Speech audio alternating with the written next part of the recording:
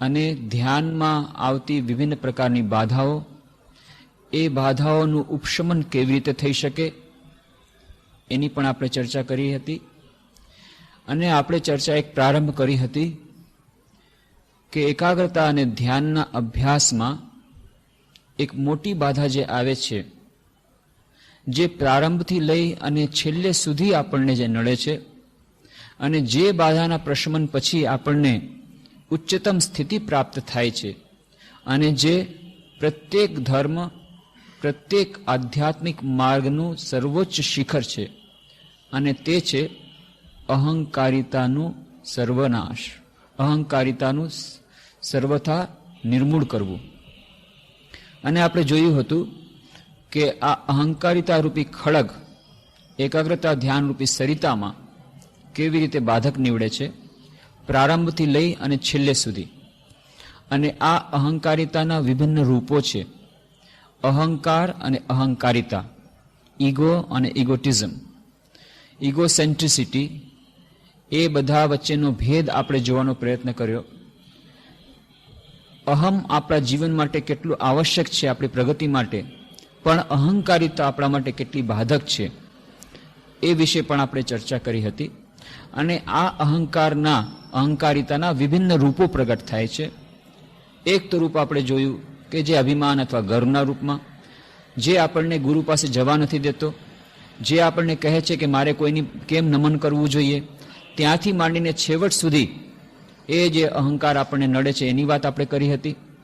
અને એક બીજી વાત શોમેનશીપ, એની વાત આપણે કરી કે એ જ અહંકારિતા ક્યારેક ક્યારેક મિથ્યા ડોળ એનું આકાર ગ્રહણ કરે છે.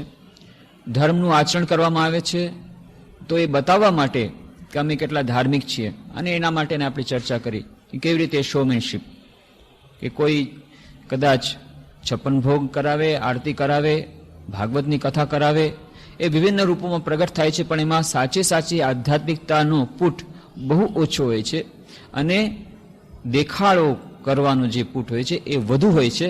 અને એટલા માટે અહંકારિતાને પ્રશય કરવાનું એ સાધન બની જાય છે, અને આપણે એકાગ્રતા અને ધ્યાનના અભ્યાસમાં આગળ વધી શકતા નથી, આધ્યાત્મિકતામાં આગળ વધી શકતા નથી.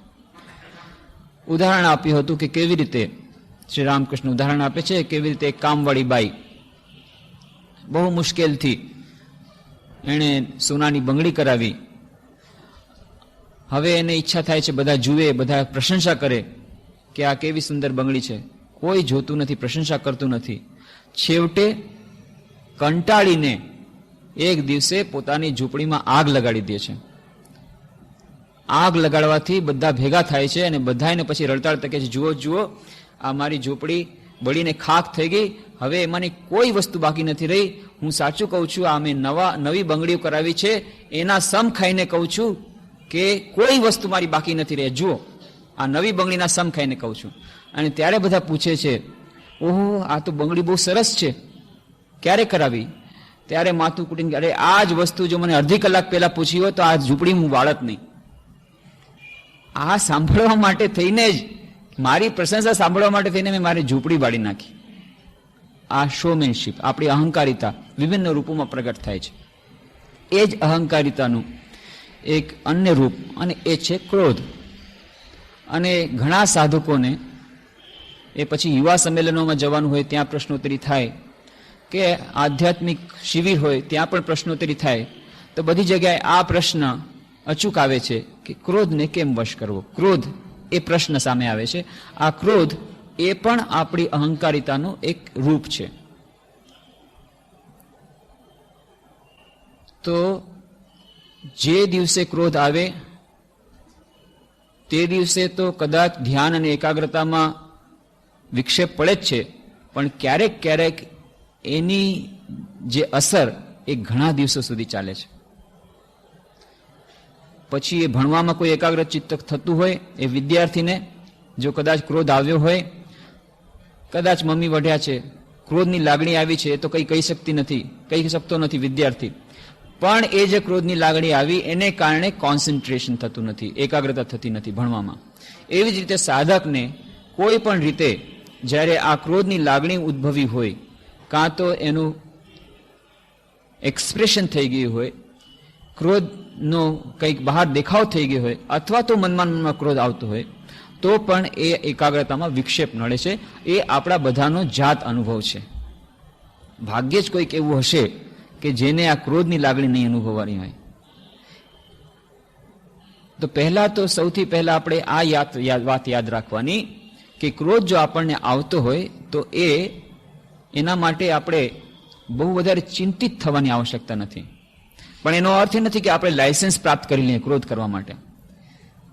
અત્યાર સુધી કદાચ કોઈક જ વ્યક્તિ એવી હશે કે જેને ક્રોધ નહીં આવ્યો હોય. મોટા મોટા પુરુષોને પણ આવે છે, નાની વ્યક્તિઓને પણ આવે છે. પણ એટલી જ વાત છે કે એનો એ ક્રોધનું એક્સપ્રેશન વિભિન્ન રીતે થાય છે અને એનું પરિણામ પણ જુદું જુદું હોય છે.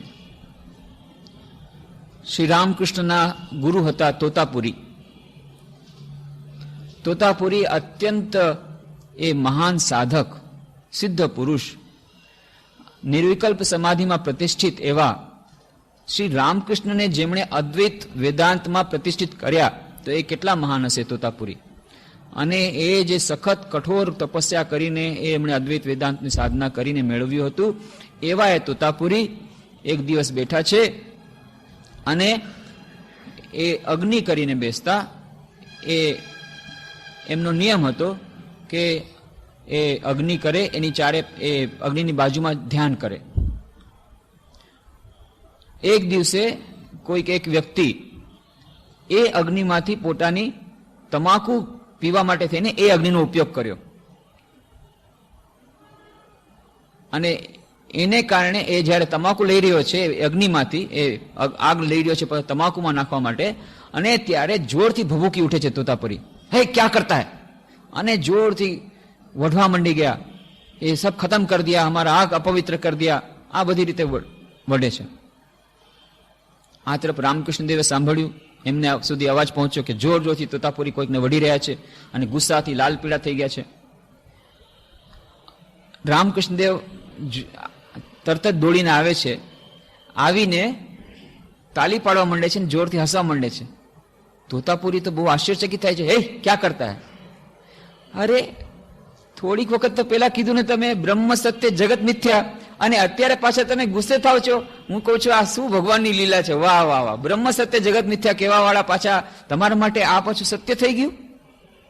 तोतापुरी बस नहीं नहीं तुम्हारी बात सच्ची है, तू मेरा चेला नहीं, तू मेरा गुरु है, अब आज से मैं क्रोध नहीं करूंगा. बस એ મૂકે પછી ક્રોધ ન કર્યો.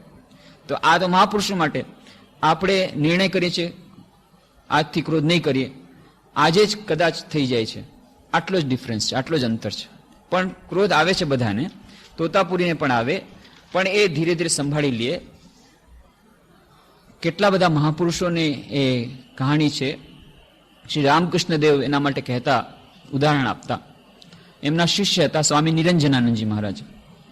એક દિવસે નૌકામાં જઈ રહ્યા હતા અને ત્યાં બંગાળમાં તો સંન્યાસીઓને જોઈને જ બધાને જરાક થોડો ઉત્સાહ વધી જાય, ટીખળ કરવાનો, ટીકા કરવાનો, કટાક્ષ કરવાનો ખૂબ ઉત્સાહ વધી જાય. એટલે બધા ત્યાં બેઠા હતા, એ બધા ટીખળ કરવા મંડી ગયા.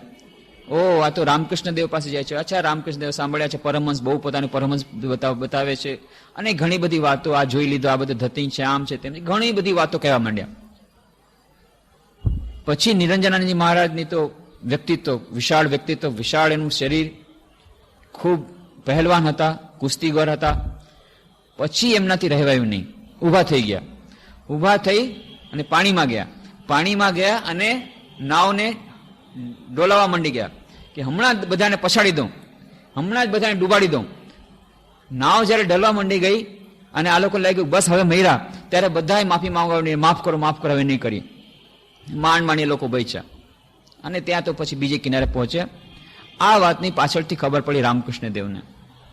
રામકૃષ્ણદેવને જ્યારે ખબર પડી, રામકૃષ્ણદેવ બોલાવ્યા કે આ વાત શું સાચી છે, કે આવી રીતે તે નાવ ડોલવા માંડી ગઈ, તેને બધા મરવાની અણી પર હતા.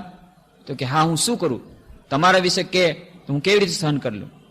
કે જો લોકોને મોઢે તો ગળનું ન બંધાય, લોકો તો કેટલી બધી વાતો કરે, એના માટે થઈ અને આટલું બધું કરવું, ક્રોધ એ તો મહાચંડાળ છે. એ ચંડાળનો સ્પર્શ નહીં કરવાનો. આ તો આપ્યું એમને સલાહ આપી. બીજી તરફ એક દિવસે સ્વામી યોગાનંદજી મહારાજ, એમના બીજા એક શિષ્ય, એ આવી રહ્યા હતા. નાવમાં બેઠા હતા. લોકોએ બધી ઘણી પ્રકારની વાતચીત શરૂ કરી દીધી. યોગાનંદજી મહારાજ કે બિચારા લોકો શું સમજે, એ લોકોને બુદ્ધિ નથી, ભલે બોલતા. બધું સાંભળી લીધું. પછી દક્ષિણેશ્વર આવ્યા. આવીને એમણે રામકૃષ્ણ કહ્યું, જો આ નાવમાં આવતો હતો અને બધા લોકો તો કેટલી કેટલી બધી વાતો કરતા હતા, પણ મેં તો કઈ જવાબ ના આપ્યો.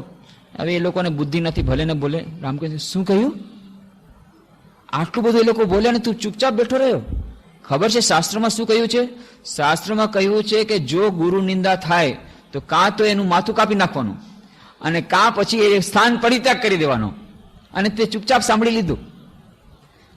બે પ્રકારની વાતો, વિભિન્ન પ્રકારના ઉપદેશો. તો સામંજસ્ય ક્યાં છે? સામંજસ્ય ત્યાં છે કે શ્રી રામકૃષ્ણનું જે કહેવાનો અર્થ છે અપ્રતિકાર. અપ્રતિકાર એ હંમેશા વિજયની નિશાની નથી. પ્રતિકાર આવશ્યક છે, પણ પ્રતિકાર એવો હોવો જોઈએ કે જેમાં છેવટે અંતમાં લાભ થાય. આ બંનેને મેળવીને થાય છે. ક્રોધ કરવો, પણ એવી રીતે કરવો જેથી સામાન્ય બોધપાઠ મળે, પણ એકદમથી ડૂબાડી દે નાવમાં અને આટલા લોકો મરી જાય, પછી પાછળથી તમને જ પસ્તાવો થાય, અરે આટલા લોકોને મારી નાખ્યા. એવું ન થવું જોઈએ. એવો ક્રોધ ન કરવો જોઈએ કે પાછળથી પસ્તાવો થાય. ક્રોધ આપણા વશમાં છે કે આપણે ક્રોધના વશમાં છીએ? મોટે ભાગે આપણે ક્રોધના વશમાં હોઈએ છીએ, અને એટલા જ માટે ક્રોધ આપણા માટે નુકસાનદાયક નીવડે છે. ક્રોધ ક્યારેક રચનાત્મક પણ બને છે. વાલ્મીકી ઋષિ, એમને પણ ક્રોધ આવ્યો, પણ એ ક્રોધને કારણે રામાયણની સૃષ્ટિ થઈ ગઈ. ક્રૌંચ પક્ષી ઉપર પારધીએ શિકાર કર્યો છે, અને તરત જ એમના મુખમાંથી જે વાક્યો નીકળ્યા એમાંથી રામાયણની સૃષ્ટિ થઈ ગઈ. ક્રોધમાંથી જે વાક્યો નીકળ્યા તે રચનાત્મક ક્રોધ થઈ ગયો. તો ક્રોધ રચનાત્મક પણ થઈ શકે, સૃજનાત્મક પણ થઈ શકે, અને વિનાશાત્મક પણ થઈ શકે. આપણો ક્રોધ મોટે ભાગે વિનાશાત્મક હોય છે, કારણ કે આપણે ક્રોધ કરતા નથી, ક્રોધ આપણને આવી જાય છે. અને જેમ મેં કહ્યું, બે પ્રકારની વ્યક્તિ હોય છે. કેટલીક વ્યક્તિ હોય છે કે જેમને ક્યારેક ક્યારેક ક્રોધ આવે છે, કેટલીક વ્યક્તિ હોય છે જેમને ક્યારેક ક્યારેક ક્રોધ નથી આવતો. તો ક્યારેક ક્યારેક જેને ક્રોધ નથી આવતો અને મોટે ભાગે ક્રોધ આવતો હોય છે, સ્વભાવ ચીડચીડિયો થઈ ગયો છે, હંમેશા ક્રોધ નાની નાની વસ્તુ પર આવે છે, તો એ તો સાયકોલોજીકલ પેશન્ટ છે. એને મનોવૈજ્ઞાનિક એ રોગી છે. કોઈ પણ પ્રકારના અંદરના ફ્રસ્ટ્રેશનથી, કોઈ પણ પ્રકારની હતાશાથી એ પીડાય છે. એને તો એ ધીરે ધીરે સાયકોએનાલિસિસ, કાં સેલ્ફ સાયકોએનાલિસિસ કરે, કાં મનોવૈજ્ઞાનિક પાસે જઈને એ પોતે એ વિચાર કરે કે કેમ આ બધું થાય છે, એવું કયું કારણ છે કે જેને કારણે મન અસંતુષ્ટ છે, અને મન જ્યારે અસંતુષ્ટ હોય ત્યારે જ આ સ્વભાવ ક્રોધી સ્વભાવ થઈ જાય છે, વાતમાં ક્રોધ આવવો. પણ અન્ય જે વાત છે એ ક્રોધ ક્યારે આવે છે? એ ક્રોધમાં પણ આપણે જોઈએ કેટલીક વ્યક્તિ એવી હોય છે જે લોકો પરફેક્શનિસ્ટ હોય, એમને બધી વસ્તુ ટીપ ટોપ જોઈએ, અને જો જરાક એમાં ખામી રહી ગઈ તરત જ ક્રોધ આવી જાય. કેમ આ વસ્તુ આમને બદલે આમ રહી ગઈ, કેમ આ ન થયું, કેમ આ સફાઈ ન રહી ગઈ? તો એ ક્રોધ આવવો એ ખરાબ છે. પણ કેટલીક વ્યક્તિઓને ક્રોધ આવતો નથી, કારણ કે એમને આ પરફેક્શનિસ્ટ નથી, એમને આ બધું કઈ ગતાગમત નથી પડતી. તો એમને જે ક્રોધ ન આવવો એ કઈ સારી વસ્તુ નથી. તો સ્વામી વિવેકાનંદ કહે છે કે જુઓ, પ્રકાશના તરંગો જ્યારે બહુ વધારે હોય ત્યારે પણ આપણને દેખાતું નથી, ડેઝલિંગ લાઇટ આપણને દેખાતું નથી. અને પ્રકાશના તરંગો જ્યારે ખૂબ ધીમા હોય, અંધકાર હોય, ત્યારે પણ દેખાતું નથી. પણ બંને સમાન નથી. બંને નોર્થ પોલ સાઉથ પોલ છે, પણ સમાન દેખાય છે. બંનેની ઇફેક્ટ એક જ છે. જ્યારે વિદ્યુતના તરંગો સૌથી વધારે પ્રખર હોય તોય દેખાય નહીં, વિદ્યુતના તરંગો બહુ ઓછા હોય તો પણ દેખાય નહીં. એનો અર્થ એ બંને સમાન નથી. એવી જ રીતે તમો ગુણ અને સ્થિતપ્રજ્ઞ બહારથી સમાન દેખાય છે. જે તમોગુણી છે એને પણ ક્રોધ આવતો નથી, એ આળસુ છે. એને ક્રોધ ક્યાંથી આવે? ક્રોધ કરવા માટે પણ તો થોડુંક કામ કરવું જોઈએ, એના માટે પણ એ પણ નથી. એને એવી જાતની કોઈ વસ્તુ આવતી જ નથી, રજોગુણ છે જ નહીં, એને તો ક્રોધ આવતો નથી. તો એના કરતા રજોગુણ સારો છે જે ક્રોધ આવે છે, એના કરતા સત્વગુણ સારો છે જે પોતાની શાંત ચિત્તતા દ્વારા ક્રોધને પ્રશમન કરી શકે છે. એના કરતા વધુ સારી વસ્તુ સ્થિતિ છે સ્થિતપ્રજ્ઞની, કે જેમાં કહ્યું કે સ્થિતપ્રજ્ઞની શું પરિભાષા સ્થિતપ્રજ્ઞને કેવી રીતે ઓળખવો? તો કહે છે પ્રજહાતિ યદા કામાન સર્વાન પાર્થ મનોગતાન આત્મન્યવાત્મના તુષ્ટ સ્થિતપ્રજ્ઞસ્ત દોચ્યતે દુઃખેષ્વનુદ્વિગ્નમના સુખેષુ વિગત સ્પૃહ વીત રાગ ભય ક્રોધ સ્થિતધીર મુનિ રુચ્યતે. કોણ સ્થિતધીર મુનિ છે? કોણ છે એ સ્થિતપ્રજ્ઞ? જેણે ભય અને ક્રોધની લાગણીઓને ત્યાગી દીધી છે. આને તો આવી જ નથી.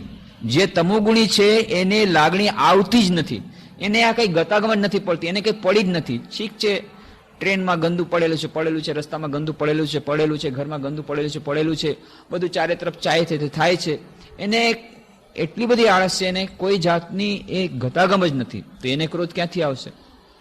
એ સ્થિતિ.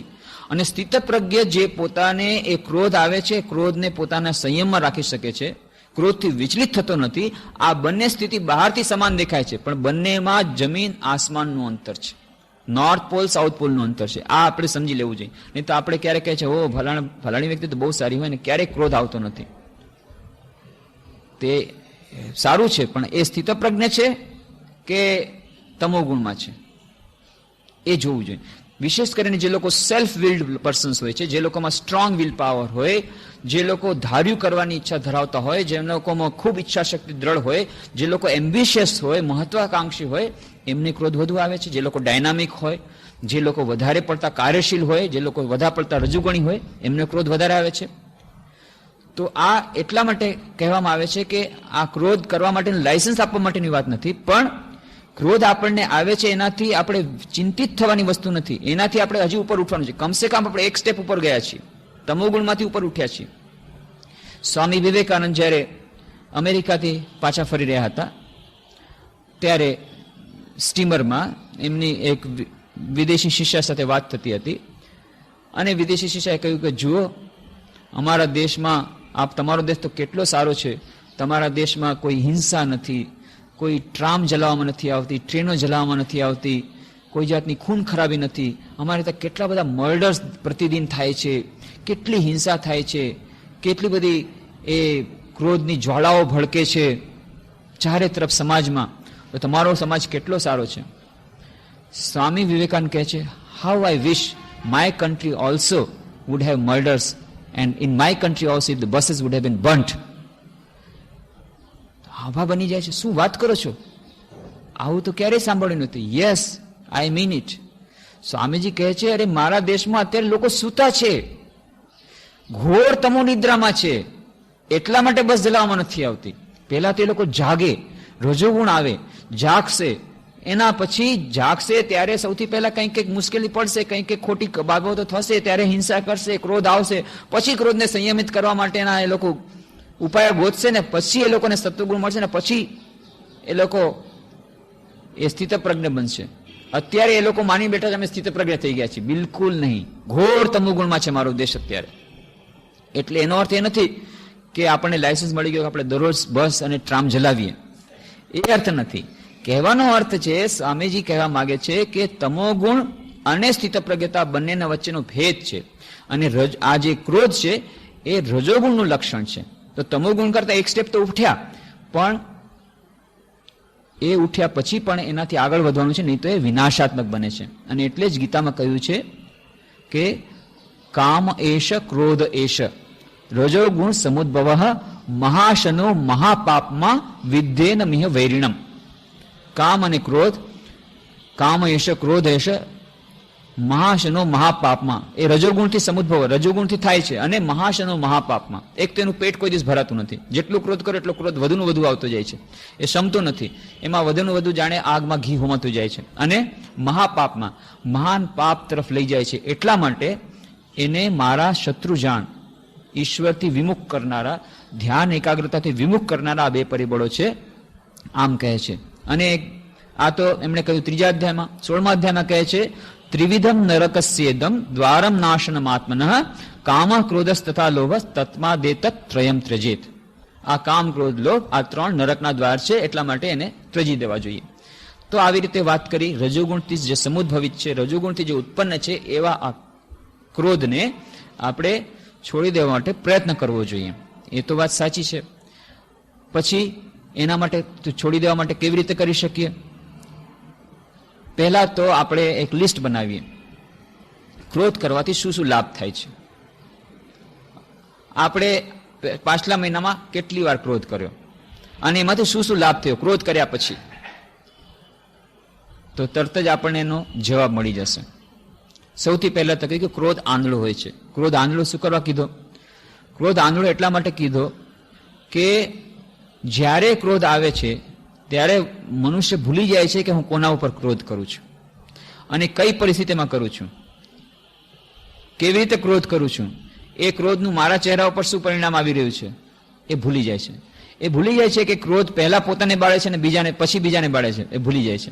આ જે આંધળોનો અર્થ છે અજ્ઞાનનો પડદો પડી જાય છે અને પછી કંઈ દેખાતું નથી. આ ક્રોધનું પહેલું લક્ષણ કે ક્રોધ આંધળો છે. બીજું, ક્રોધનું શું પરિણામ આવશે એ પણ ભૂલી જાય છે. 2 દિવસ પહેલા જ ક્રોધ કરવાથી કેટલું નુકસાન થયું હતું. કદાચ 200 રૂપિયાની એક નવી કેટલી ખરીદી હતી, એ તમે ફેંકી દીધી, તૂટી ગઈ, નુકસાન થઈ ગયું 200 રૂપિયાનું, એ પાછા ભૂલી ગયા. વળી પાછો આજે ક્રોધ કર્યો અને વળી પાછો બીજા કપ ડીશ ફેંકી નાખ્યા, એ પણ તૂટી ગયા. તો આ ક્રોધના 2 લક્ષણ આંધળો છે. એ આંધળો શું કરવા કીધું? એક તો કરતી વખતે હું કોને ક્રોધ કરી રહ્યો છું, કેવી રીતે ક્રોધ કરી રહ્યો છું, એની શું અસર થઈ રહી છે એ ભૂલી જાય છે અને પછી એનું ભવિષ્યમાં શું અસર થશે એ આપણે ભૂલી જાય છે. બીજું કહ્યું, ક્રોધ એ ચાંડાળ છે. જેમ શ્રી રામકૃષ્ણ કહ્યું સ્વામી નિરંજનાનંદજીને, એ ક્રોધ તો ચાંડાળ છે, એનાથી દૂર રહેવું. એકવાર સ્વામી અદ્ભુતાનંદજી, લાટુ મહારાજ, રામકૃષ્ણના 2 શિષ્યો, રાખાલ મહારાજ, સ્વામી બ્રહ્માનંદજી, લાટુ અને રાખાલ એ બંને ત્યાં દક્ષિણેશ્વરમાં છે. એ લોકો રામકૃષ્ણદેવ પાસે રહેતા. રામકૃષ્ણદેવે રાખાલને કીધું, એ રાખાલ જરા મને પેલી વસ્તુ આપતો. તો રાખાલ ત્યારે સૂતા હતા. રાખાલ એમના માનીતા માનસ પુત્ર, ઘણા લાડ કરે, રામકૃષ્ણદેવ પાસે ખૂબ પ્રેમથી રહે. રાખાલ કે છે હમણાં મને ઊંઘ આવે છે, હમણાં નહીં આપું. લાટુ કે છે, અરે રાખાલ બાબુ આ તમે શું કરો છો? રામકૃષ્ણદેવ પોતે તમારી પાસે વસ્તુ માંગી રહ્યા છે અને આપવાને બદલે તમે આવી રીતે કહી રહ્યા છો? તો કે એમાં શું થઈ ગયું, મને અત્યારે નથી, એને કરવું હોય તો પોતાની મેળે કરી લે. હજી એ પછી તો લાટુને ખૂબ ક્રોધ આવી જાય છે. હે, ગુરુની પ્રત્યે આમ કહેવાય, આવી રીતે કરાય, ગુરુની આજ્ઞાનું ઉલ્લંઘન કરે છે. જોર જોરથી ઝઘડા માંડ્યા. અને રાખાલ તો હસતા હસતા કહે છે, ઠીક છે, જાયા જાયા જોયા તારા ગુરુ. હજી આને ગુસ્સો આવે છે. રામકૃષ્ણદેવને મજા પડી ગઈ, હસે છે. પછી આ જયારે નાટક ચાલી રહ્યું ત્યારે કોઈકને બોલાવે છે, અચ્છા જુઓ બંને ભક્તોમાં અત્યારે ઝઘડો ચાલી રહ્યો છે, એ તો બતાવો બંનેમાં મોટો ભક્ત કોણ છે? ત્યારે બીજા ભક્તે કીધું, બંને ભક્ત છે પણ રાખાલ મહારાજની ભક્તિ વધારે છે. લાટુમાને હજી વધારે ક્રોધ ચડી ગયો. હે, એક તો કઈ કામ કરતો નથી, ગુરુને વિશે આમ કહે છે, હું એનું ઉપરાણું લે, હું ગુરુ માટે આટલું કરી રહ્યો છું, ને પાછું કે છે હું મારા કરતા મોટો ભક્ત. ત્યારે રામકૃષ્ણ હસતા કે જો ક્રોધ એ તો મહાચંડાળ છે. જ્યારે મહાચંડાળનો પ્રવેશ કરે ત્યારે ભક્તિ જતી રહે છે. એટલા માટે અત્યારે થોડાક વાર માટે હમણાં લાટુની ભક્તિ જરા ઓછી થઈ ગઈ છે. પછી એને વિચારે, હા શું કરવા કીધું, મારી ભક્તિ ઓછી છે. ત્યારે લાટુ મહારાજ ક્ષમા માંગે છે, ના હવે ક્રોધ નહીં કરો. આવી રીતે રામકૃષ્ણદેવ મજાકમાં મજાક કરતા કરતા શિક્ષા ઉપદેશ આપતા. એના માટે એક વાર્તા કહેવામાં આવે છે. એક સાધુ હતા, ગંગાને કિનારે રહેતા હતા, વૃદ્ધ સાધુ, અને હિમાલય, શિયાળો, કડકડતી ઠંડી, તો પણ સ્નાન તો કરવું પડે. સ્નાન કર્યું. સ્નાન કરીને તે દિવસે જોયું કે તડકો છે, એટલા માટે એમણે કપડાં ધોયા અને કપડાં પોતાના ત્યાં રેતી પર સૂકવી દીધા અને પોતાની ઝૂંપડીમાં બેઠા. થોડીક વારમાં તો અવાજ આવ્યો. બહાર કોઈ એક ચંડાળ, એક કોઈ નિમ્ન જાતિનો વ્યક્તિ, એ ત્યાં માણસ ગયો છે સ્નાન કરવા માટે. એણે પણ સ્નાન કર્યું. એણે પેલું કીધું ચાલો સ્નાન કરી લીધો, કપડાં ધોઈ લો. તો કપડાં બહુ મેલા હતા એટલે એણે શું કર્યું, એ રેતી જ્યાં હતી, જ્યાં કપડાં સુકાય એની બાજુમાં શીલા હતી, એ શીલા પર પછાડીને કપડાં ધોવા માંડી ગયો. અને આ સાધુબાને અવાજ આવ્યો. શું જોઈએ? આવીને જુએ, અરર પેલી શીલા પર પછાડીને કપડા, એના મેલા કપડાં ધોવે છે. એ નિમ્ન જાતિનો ચંડાળ આ કપડાં ધોવે છે, એના છાંટા ત્યાં એના કપડા પર પડે છે અને એકદમ પારો ચડી ગયો. ખૂબ જોર જોરથી ગાળ દેવા માંડી ગયા. આ તો હેપતાઈ ગયું કે શું થઈ ગયું, સાધુ બાબા અચાનક આટલા કેમ ગુસ્સે થઈ ગયા અને જોર જોર ગાળ. ખબર નથી પડતી, તને ભાન નથી રહેતી, આવી રીતે કરી નાખ્યું, મારા કપડા ઉપર છાંટા પડી ગયા, તારે દૂર ન કરવું જોઈએ. ચંડાળ તો કઈ સમજી નથી શકતો, કાંઈ બોલતો નથી, એટલે આમને જરા વધારે ગુસ્સાયો. એટલે પગમાં જે જોડા હતા લઈને 4-5 જોડાથી માર્યું. મારતા મારતા થાકી ગયા, વૃદ્ધ હતા. તો આ તો કઈ બોલતો નથી, હાથ જોડે ઉભો છે. સાધુ બાબા મને માફ કરો, સાધુ બાબા મને માફ કરો. છેવટે હવે શું કરે, થાકી ગયા મારતા મારતા, જોડા ફેંકા એક તરફ. અરે હવે આને તો મેં જોડા માર્યા તો હું અડી ગયો, હવે મારે તો સ્નાન કરવું પડશે. કપડા પણ મારા ગયા, હું પણ ગયો, મારે સ્નાન કરવું પડશે. આવી કડકડતી ઠંડી, વળી ગંગામાં આવું બરફ જેવું જળ, મારે સ્નાન કરવું પડશે આ વૃદ્ધ ઉંમરે. એટલે ગાળો દેતા દેતા પછી સ્નાન કર્યું. સ્નાન કરીને પાછા આવતા હતા. ત્યાં જોયું કે આ જે ચંડાળ એ પાછું સ્નાન કરવા જાય છે. કેલા એ તું સ્નાન કરવા શું કરે જાય છે? હું તો તને એડ્યો છું એટલા માટે, ચંડાળને એડ્યો એટલા માટે હું અભડાઈ ગયો, એટલા માટે સ્નાન કરવા જાય. તું બીજી વાર સ્નાન કરવા શું કરવા જાય છે? તો કે બાપજી ફરી પાછા જોડા ન મારો તો કહું, જો તમે મને અવયદાન આપો, વળી પાછા ગુસ્સે ન થવાનો હો તો કહું. અચ્છા કે ગુસ્સે નહીં થવો, પણ તું કારણ કે જુઓ સાધુ બાબા તમે ચંડાળને સ્પર્શ કર્યો એટલે તમે સ્નાન કર્યું, મેં મહાચંડાળને સ્પર્શ કર્યો છે એટલે હું સ્નાન કર્યું. હા મહાચંડાળ, મેં એમ સાંભળ્યું છે કે ક્રોધ એ મહાચંડાળ છે, અને અત્યારે તમે ક્રોધના આવેશમાં હતા, મહાચંડાળ તમારામાં હતો, એ મહાચંડાળને મેં સ્પર્શ કર્યો છે એટલા માટે હું સ્નાન કરવા જાઉં છું. સાધુ બાબા ઠંડા થઈ ગયા, ના ભાઈ મારી ભૂલ થઈ ગઈ. તો એ જે ક્રોધ એ મહાચંડાળ, એ જો વાત યાદ રાખીએ તો ધીરે ધીરે, એક દિવસમાં તો નહીં થાય, આ તો આખું લિસ્ટ બનાવીને રાખવું પડે કે ક્રોધ કરવાના શું શું ગેરલાભ છે. પાછળ 1 મહિનામાં આપણે 1 અઠવાડિયામાં જે ક્રોધ કર્યો એનાથી શું શું લાભ થયા, શું શું ગેરલાભ થયા, એનું લિસ્ટ બનાવીને રાખીએ. આપણે શું કર્યું, અથવા તો આપણે કોઈ જોયા હોય, ક્યારેક કોઈ આપને ઘટના જોઈ છે, એક જણે આવેશમાં આવીને ચેનથી મારવાનું શરૂ કરી દીધું કોઈક વ્યક્તિને, વ્યક્તિ મરી ગઈ. આજે જ પેપરમાં વાંચ્યું કે કોઈક એક બેને કોઈક ભાઈને એક મુક્કો માર્યો, એક મુક્કામાં એ પડી ગયો, એના માથામાં પથ્થર વાગ્યું, મરી ગયો. 10 વર્ષની સજા થઈ છે બેનને ત્યાં વિદેશમાં. આજના જ પેપરમાં હતું ને. તો એક નાનકડું ક્રોધમાં આવેશમાં આવી ગઈ, એને કંઈક એના કપડા વિશે કોઈ ટીકા કરી હશે, બસ એને ક્રોધ આવી ગયો. ક્રોધ આવી ગયા એટલે મુક્કો માર્યો. મુક્કો માર્યાથી આજે માણસ તેનું બેલેન્સ એ થઈ ગયું, એટલે એ માણસ પડી ગયો શિલા ઉપર, પથ્થરમાં લાગી ગયું, એના માથા ઉપર લાગ્યું, ત્યાં ત્યાં મરી ગયો. એના ઉપર કેસ ચાલ્યો અને આજે જજમેન્ટ આવ્યું છે હવે હમણાં કે હવે એને 10 વર્ષની સજા કરવામાં આવી, મર્ડર કેસ થઈ ગયો. તો એક નાનકડા ક્રોધના થોડાક આવેશમાં, એને તો મારવા માટે એને તો ઈચ્છા જ નહોતી કે એને મર્ડર કરવાની હતી નહીં, પણ આ ક્રોધનો આવેશ આવ્યો, ક્રોધ પોતે કંટ્રોલ ન કરી શકી, એક જ મુક્કો માર્યો, એમાં પતી ગયું. તો પછી એને હવે પાછળથી પસ્તાવો થાય, 10 વર્ષ સુધી પસ્તાવો પડશે કેમ મેં ક્રોધ કર્યો, પણ અબ પસ્તાવા હોત ક્યાં જબ ચીડિયા ચૂક ગઈ ખેત. આ વસ્તુ આપણે બહારના બીજાના અનુભવ પરથી પણ જો આપણે જોઈએ કે ક્રોધ કરવાથી બીજાને શું શું નુકસાન થયું છે, કેવી કેવી ઘટનાઓ થઈ જાય છે એક નાનકડા ક્રોધના આવેશમાં, અને કેવી રીતે આખું એનું ભવિષ્ય બદલાઈ જાય છે એક નાનકડા ક્રોધના આવેશથી. આપણે પોતાના જીવનમાં પણ જો ભૂતકાળમાં જોઈએ કે જ્યારે જ્યારે આપણે ક્રોધ કર્યો તો ત્યારે એનું શું પરિણામ આવ્યું, કોઈ પણ રીતે શું આપણને એનો લાભ થયો, તો આપણે આ એનાલિસિસ કરવાથી ધીરે ધીરે મનમાં એ થશે કે ના, જેમ હનુમાન ચાલીસા છે એમ ક્રોધની ચાલીસા બનાવી, ક્રોધના ગેરલાભ ક્યાં શું શું થયા, આપણને તો શું થાય છે, એની ચાલીસા બનાવીને જો દરરોજ વાંચી, ધીરે ધીરે સબકોન્શિયસ માઇન્ડમાં આવશે કે ના, ક્રોધ કરવાથી ગેરલાભ થાય છે. શરૂઆતમાં તો આપણને થશે કે ના, ક્રોધ તમારે કરવો જોઈએ, નહીં તો સામેવાળો કેમ સુધરશે.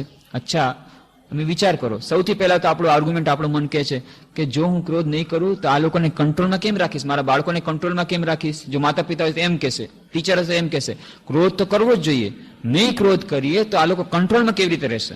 એને કંટ્રોલમાં રાખવા પડે, ડિસિપ્લિનમાં રાખવા પડે, એટલે ક્રોધ કરવો પડે. તો વિચાર કરો, જ્યારે તમે ક્રોધ કર્યો હતો, ક્રોધમાં ભાન ભૂલી અને જ્યારે તમે એને લાત મારી હતી, અથવા તો જ્યારે તમાચો માર્યો હતો, એના પછી શું પરિણામ આવ્યું, એ લોકો સુધરા કે તમારાથી વધુ બગડ્યા, એ વિચાર કરીને જુઓ, એનાલિસિસ કરીને જુઓ. ક્રોધ જો ખરેખર સારા ઉદ્દેશથી કરવામાં આવ્યો હશે, પોતાની મેળે આવ્યો છે તેટલા માટે નહીં, પણ લાવીને એનો દોડ કરીને કરવામાં આવ્યો હશે તો એનું જરૂર સારું પરિણામ આવશે.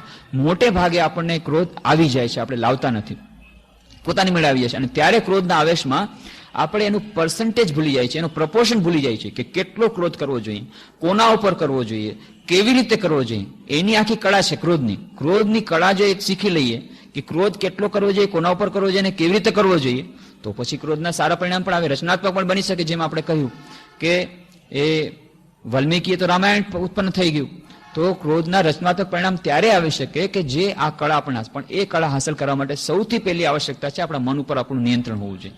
અત્યારે આપણા મન ઉપર નિયંત્રણ નથી, આપણે મનના ગુલામ છીએ, આપણે ક્રોધના ગુલામ છીએ. ક્રોધ આવી જાય છે, આપણે એના આવેશમાં આવી જાય છે.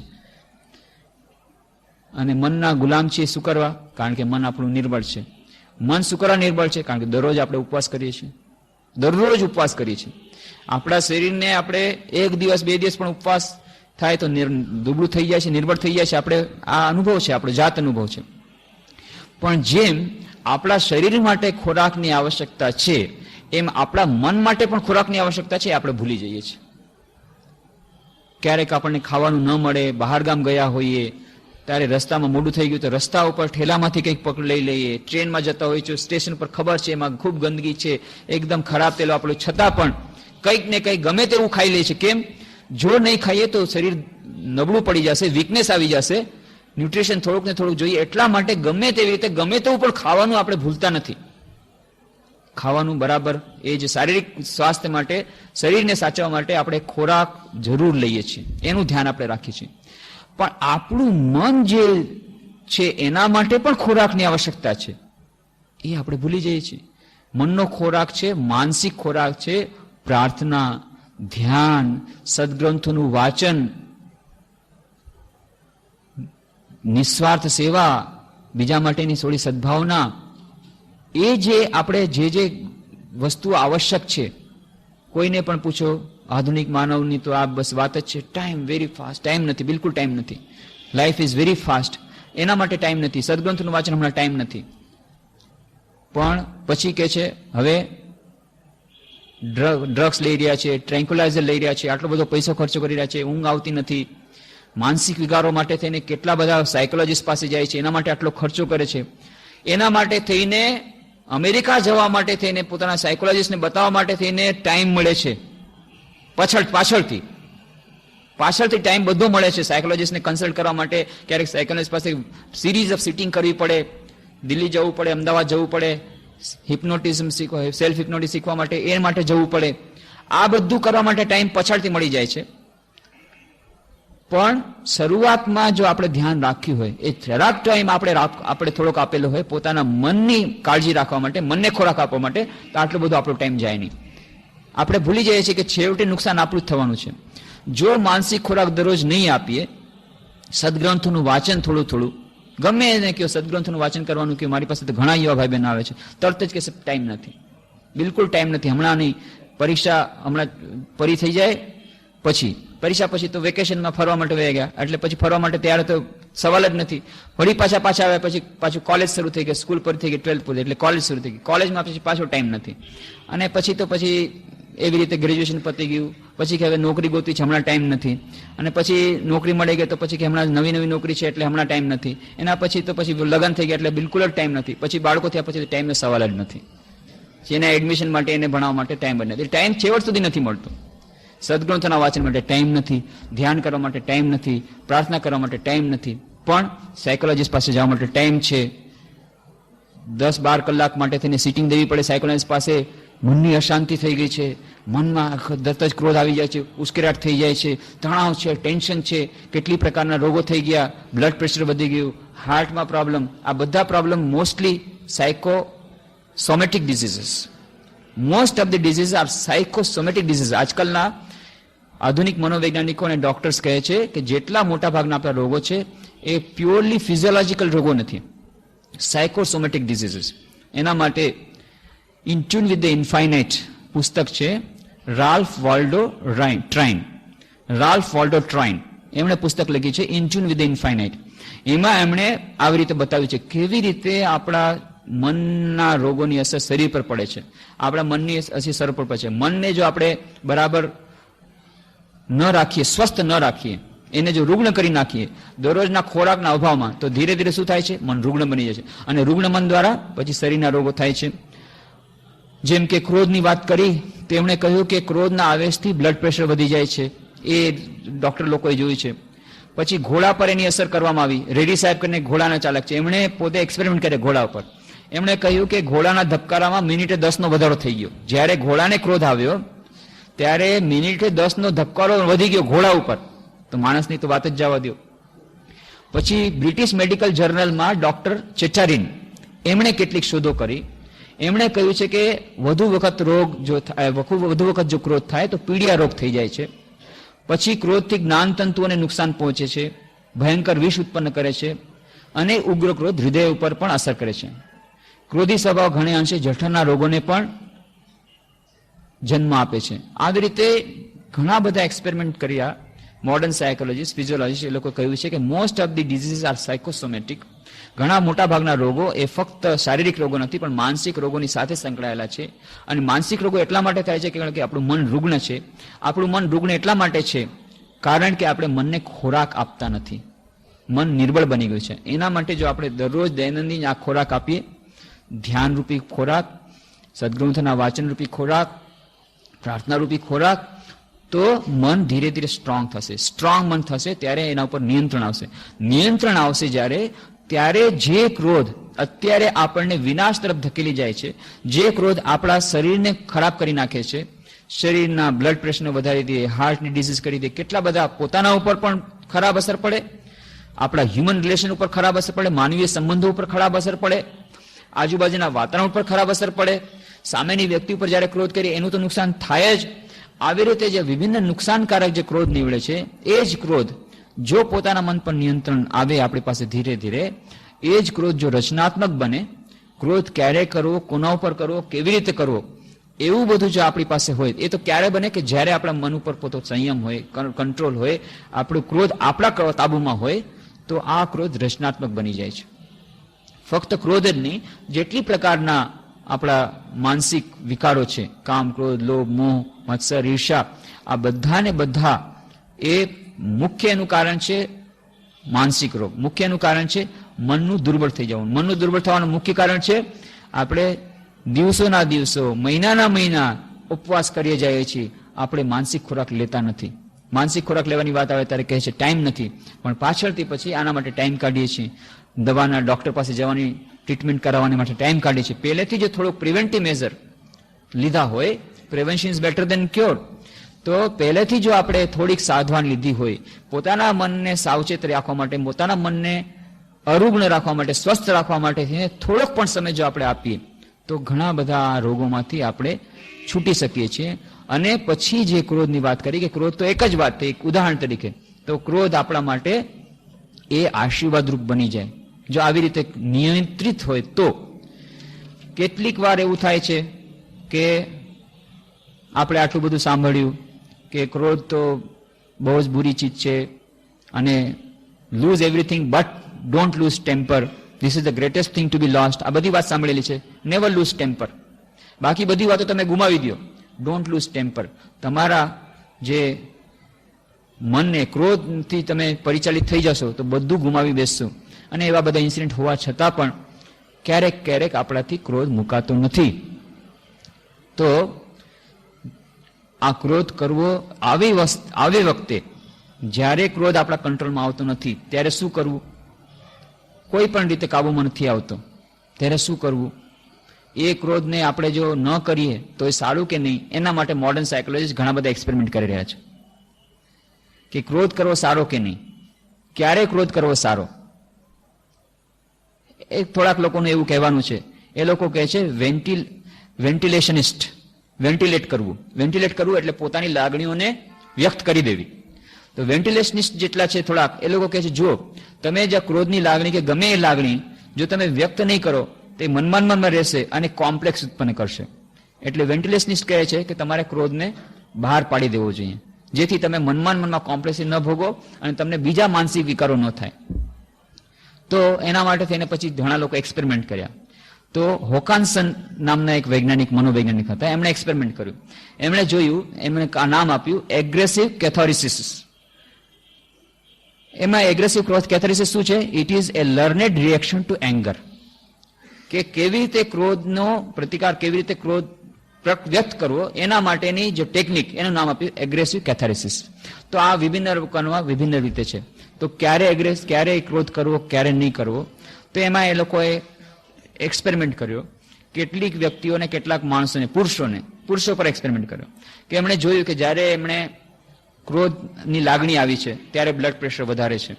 ક્રોધની લાગણી જ્યારે એમણે વ્યક્ત કરી દીધી પછી એમનું બ્લડ પ્રેશર ડાઉન થઈ ગયું. તો એમાંથી એમણે નિષ્કારણ સાંભળ્યું કે ક્યારેક ક્રોધને છૂટો મૂકી દેવો અથવા તો ક્રોધને વ્યક્ત કરી દેવો નિયંત્રિત ભાવે, તો એનાથી તમારી કોમ્પ્લેક્સ ઓછી થશે, બ્લડ પ્રેશર ઓછું થશે અને તમારે એ તમારા શરીર સ્વાસ્થ્ય માટે સારું છે. પાછો એક્સપેરિમેન્ટ કર્યો, પણ જ્યારે એ જ ક્રોધ વ્યક્ત થયો તો એમના પોતાના કલીગ્સની સાથે, પોતાના સહપાઠીઓ સાથે, ત્યારે તો બ્લડ પ્રેશર ડાઉન થઈ ગયું. પણ જ્યારે એમના ટીચર વટે અથવા એમનાથી મોટેરા હતા એમના પ્રત્યે જાણે ક્રોધ વ્યક્ત કર્યો હતો, એના પછી એમણે જોયું કે બ્લડ પ્રેશર હજી વધી ગયું છે. કેમ? કારણ કે મોટા પ્રત્યે જે ક્રોધ કરવો એ સારો નથી, એ સબકોન્શિયસ માઇન્ડમાં છે. તો એ જે ક્રોધ વ્યક્ત કર્યો એને કારણે મનમાં ચિંતાની લાગણી, મનમાં ટેન્શન, એને કારણે બ્લડ પ્રેશર વધારે. તો ક્રોધ કોના ઉપર કરવો, ક્યારે કરવો, કેના ઉપર કરવો, એ પણ એની પણ એક આર્ટ છે. તો એટલા માટે કહ્યું, ખાસ કરીને બહેનો માટે એમણે કહ્યું, બહેનોએ જ્યારે પણ ક્રોધ વ્યક્ત કરે છે ત્યારે એમનું બ્લડ પ્રેશર વધી જાય છે. ભાઈઓ માટે તો જ્યારે ક્લેશ પર કરે ત્યારે વધતું નથી. એનો અર્થ છે હંમેશા મોટે ભાગે ક્રોધને વ્યક્ત કરવો એ કંઈ એનો રસ્તો નથી, એનું નિરાકરણ નથી. એને કારણે આપણે એમ સમજતા હોય કે આપણું એ વ્યક્ત થઈ જશે અને એને કારણે આપણું મનોવિકાર નહીં થાય, એવી કઈ વસ્તુ નથી. એનાથી વધુ મનોવિકાર પણ થઈ શકે છે.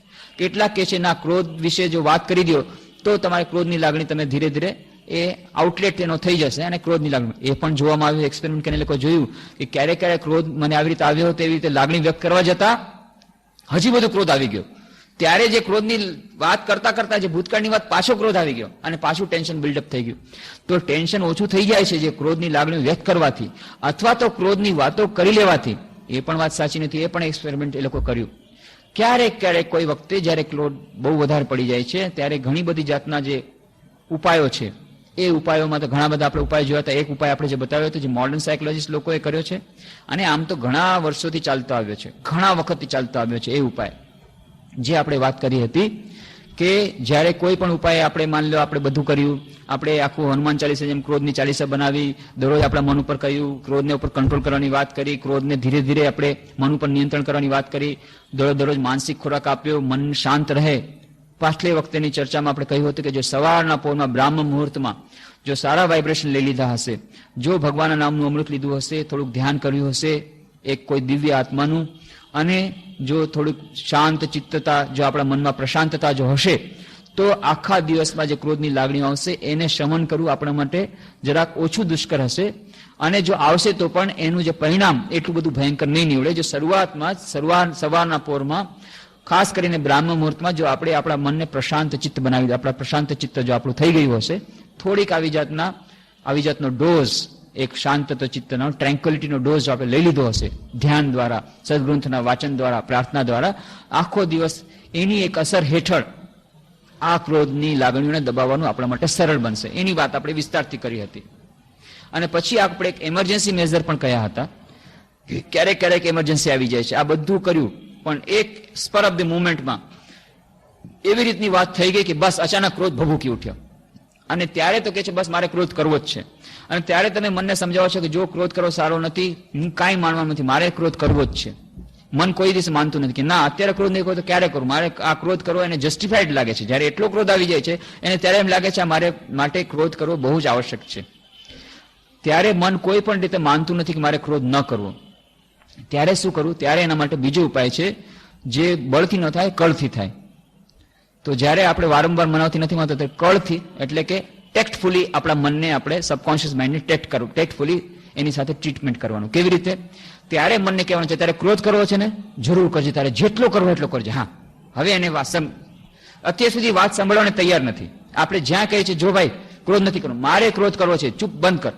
આપણે પોતાના મન સાથે ફાઇટ કરીએ છીએ, ક્રોધ આવી રહ્યો છે અચાનક, એકદમ એક સેકન્ડમાં જ આ બધા વિચારો આવી રહ્યા છે અને આપણે કહીએ છીએ મારે ક્રોધ નથી કરવો, મારે ક્રોધ કરવો જ છે. પોતાનું સબકોન્શિયસ માઇન્ડ કહે છે અચ્છા તારે કરવો છે ને તારે જેટલો કરવો એટલો કરજે. ત્યારે વાસણ, હા બોલ, આગળ બોલ. હવે એની પહેલા સાંભળવા જ તૈયાર નહોતો, હવે મન સાંભળતા છે, બોલ આગળ બોલ. તારે જેટલો કરવો એટલો કરજે. 10 સેકન્ડ પછી આ 10 હું ગણી લઉં અને એ 10 સેકન્ડ માટે થઈને ભગવાનનું નામ જો લઈ શકો તો બહુ સારું. ભગવાનના વિશ્વાસનું નામ નહીં તો પોતાનું જ નામ લઈ લેવાનું 10 વાર. પોતાનું નામ બસ 10 વાર ગણીને. પણ એનાથી શું થશે? આ જે ટાઈમ ગેપ મળશે, ક્રોધની લાગણી છે સ્પર ઓફ ધ મુવમેન્ટમાં આવે છે. જ્યાં 10 સેકન્ડ આ પરી થઈ ગઈ તરત જ એનું જે ટેમ્પરેચર ડાઉન થઈ ગયું. જ્યારે ટેમ્પરેચર એનું ડાઉન હોય ત્યારે મનને સમજાવવું સરળ છે. પછી તમે પાછા જે તમારી ટેકનિક છે બધું બતાવો કે જો આ ક્રોધ પાછલી વખતે કર્યો હતો ત્યારે આવી રીતે કેટલી 200 રૂપિયાની ગઈ હતી, ફરી પાછું અત્યારે આ બધું કપ ડીશ અત્યારે ફેંકી રહી છો, ફરી પાછું આટલું નુકસાન થશે. આ બધી વાતો પછી સાંભળવાનું તૈયાર થશે. 10 સેકન્ડનો જે ગેપ આપ્યો, ટેમ્પરેચર ડાઉન થઈ ગયું, એના પછી સાંભળવા તૈયાર થશે. પણ જ્યારે તમે શરૂઆતમાં જ કહેશો કે અત્યારે મારે ક્રોધ નથી કરવો, આ કેટલીની જે માને કેમ ફેંકી છે, ત્યારે સાંભળવા જ તૈયાર નથી. મન સાંભળવા તૈયાર નથી. મારે અત્યારે ક્રોધ કરવો છે, આ ફેંકી જ દઉં. ત્યારે કહેવાના છે તારે ફેંકવું હોય તો ફેંકજે, મારવું હોય તો મારજે, તારે જે કરવું એ કરજે. 10 સેકન્ડ સુધી ફક્ત આ ભગવાનનું નામ લઈ લો, 10 સેકન્ડ જવા દે. આવી રીતે આ વિભિન્ન ઉપાયો દ્વારા આપણે પ્રયત્ન કરી શકીએ.